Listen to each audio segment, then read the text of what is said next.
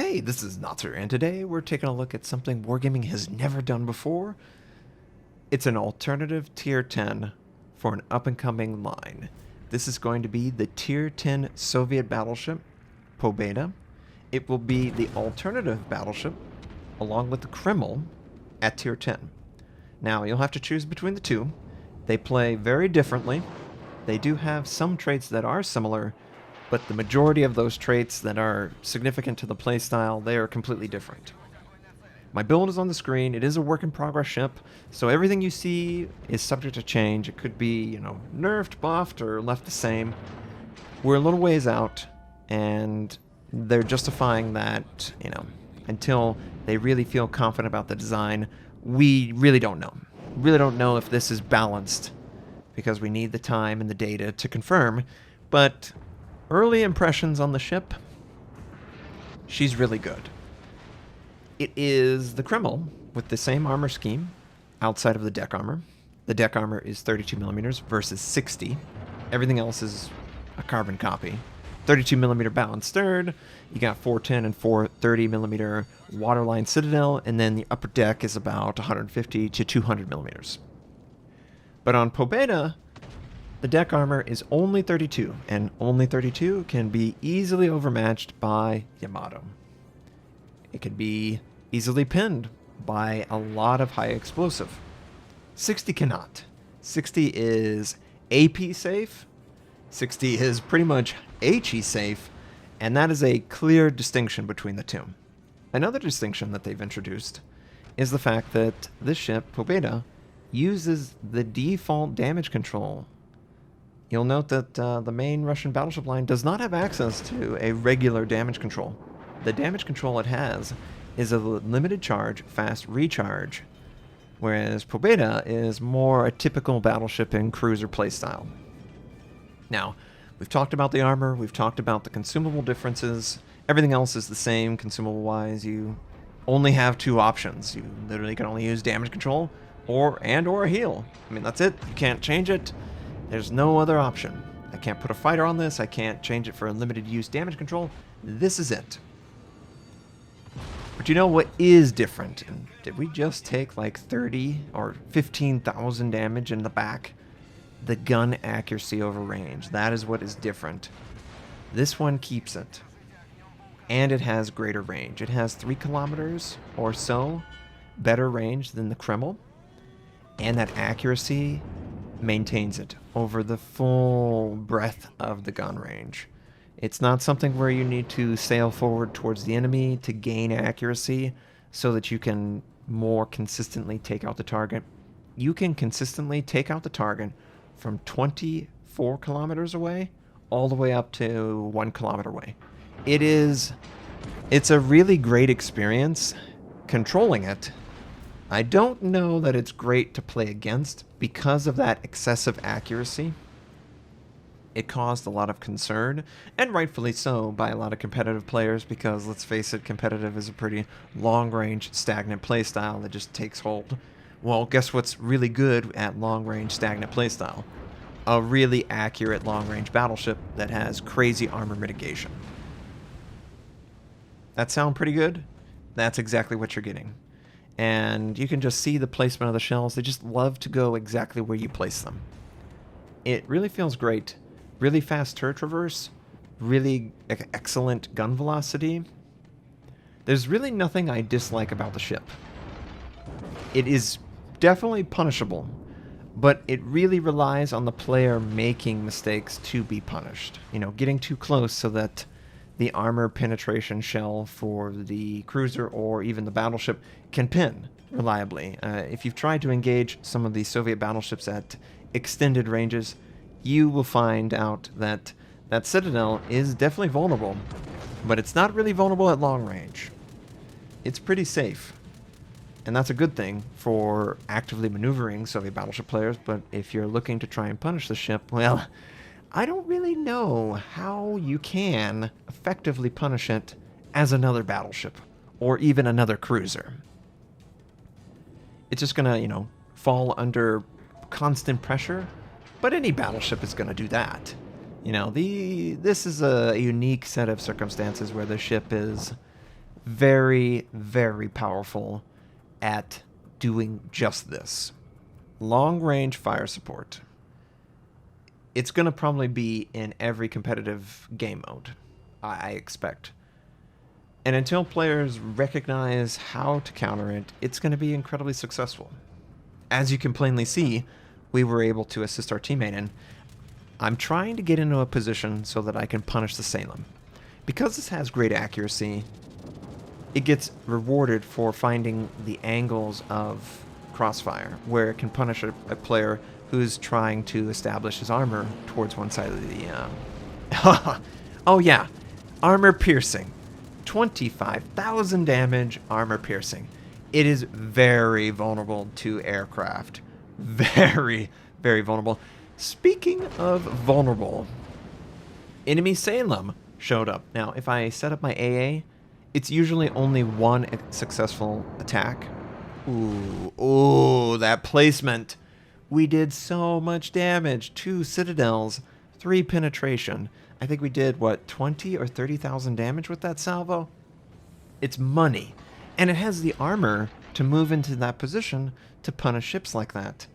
Obviously, the one weakness I'm trying to deal with, and I'm also trying to punish targets that are, you know, a little bit more stagnant than they should be. It's very easy to forget that people can actually shoot you, so that Worcester was pretty stationary, and yeah, 23,000. You gotta move. I probably will not be the one that finishes off the target. We're gonna try, of course.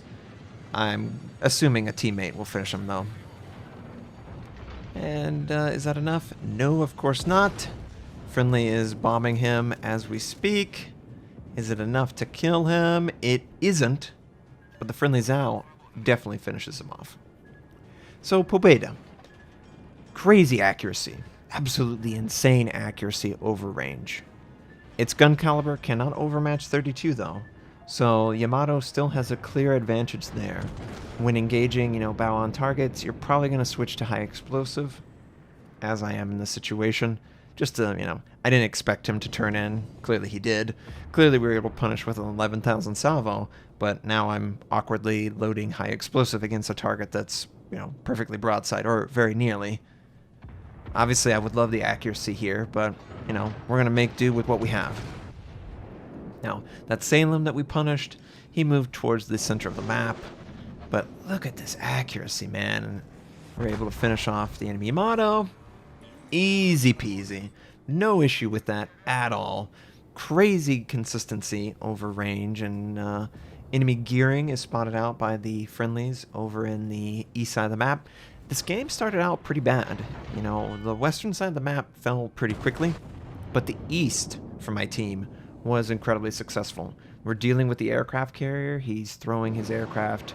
Honestly, I would love for him to continuously throw aircraft at me. I can weather it far easier than my teammates, but I'm going to try and move off towards the center of the map so I can engage with my guns more frequently. Which, of course, is a huge advantage for something that has laser guns for accuracy. You quite literally can hit pretty much anyone on any flank at any point if they're in your gun range. It's really powerful in that regard, but it doesn't have a fighter, it doesn't have a scout aircraft, it doesn't have the limited use charge that the Soviets have so that you can sort of get stuck in and push quickly. You've got to sort of maintain that long to medium range to really excel with this. Otherwise, you're giving up all your advantages and you're not gaining anything back. You're losing armor, you're losing your ability to weather storm, you know. You got to stay back. Don't get baited into believing that this is played exactly like the Kreml, because it is not. It is quite different. And it's a difference that is incredibly obvious once you've played it and seen it, but it's one that probably on face value, you're probably like, well, same armor scheme, same model, you know, same gun layout, slightly different gun caliber, you know, 1,000 points worth of damage, more AP.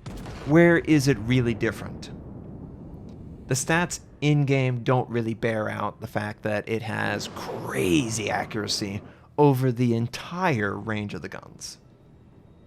And that crazy accuracy let us down there. That Salem able to dodge out of the way, but we punished him before. We'll punish him again. Just trying to set up a shot. Salem. Now, high gun velocity battleships punish this exactly. This guy is trying to stop-start. Well, guess what your stop-start's going to do? You're not going anywhere, and you're going to take some damage. We do 10,000 damage. I think that's adequate at this range. Friendlies are, of course, going to be engaging him. But I don't really feel any fear. You know, I was able to mitigate pretty good damage, get into a crossfire position that maybe a cruiser couldn't do because they lack the health or the armor or whatever. One other aspect of the ship that is very different is the total hit points. Pobeda has 91,800. Kreml has 108,000 life. It's a difference of like 17,000, and that's before Survivability Expert. So that's easily a salvo or two, depending on the type of ship that's firing you. So you're just base mitigation on the Kreml is better. It's just straight better, and that's okay. But ooh, do you know what's better on this ship? We're gonna see. You know, maybe we can land these shells. You know, aim at the waterline. Look at that accuracy. Perfect. Perfectly placed. Perfectly accurate. Perfectly punishing. It was, and still is, one of the best feelings in this game when you've got this kind of accuracy and you've got the skills to take full advantage of it. I expect a lot of players are going to be gravitating towards this ship for no other reason than this crazy accuracy stuck on a battleship. You know, I kind of feel like playing through this, its mitigation is still a little too good. I don't necessarily think you need to just get rid of it, and obviously the hit points are really bad. But if you are able to, you know, stay at range and use the armor to weather the storm, you can do it fabulously. And we're going to get stuck in here a little bit. The Grozovoy, the Zao. Friendly finishes off the Zao. I'm going to transition over to the Grozovoy. Now, effectively at this range, we have the exact same accuracy as the Soviet Battleship line. There's nothing benefiting me from getting this close, other than the fact that I'm pretty much the closest target that will be able to kill him. Able to dodge torpedoes very easily, and there's only one enemy ship left in this game. It turned out great. I love the long-range mitigation potential. I am concerned that it is probably a little too easy to mitigate damage. But it's also on the player to do that, because if they don't do it, hit points are not going to withstand. You are not the conqueror. You can't reprint the ship. You have very little hit points comparatively to all the other battleships in that regard. But man, those guns are amazing. It's honestly the one aspect of the ship that might be a touch too powerful. We'll see once everyone else gets a chance to play them and there's more time and data. But we got 3 kills, 2,400 base XP. Friendly Grozovoy also carried very hard, and I loved every shot. It's so rewarding to have that in a ship, I must say. Thank you for watching. I hope you enjoyed this content. If you would like to watch more of my videos, don't hesitate to click the most recent and the most relevant. Also, you can subscribe to my channel by clicking the in. We do daily World of Warships content where it's how-tos, first impressions, and just general fun. I hope you have a wonderful day, and I'll catch you next time.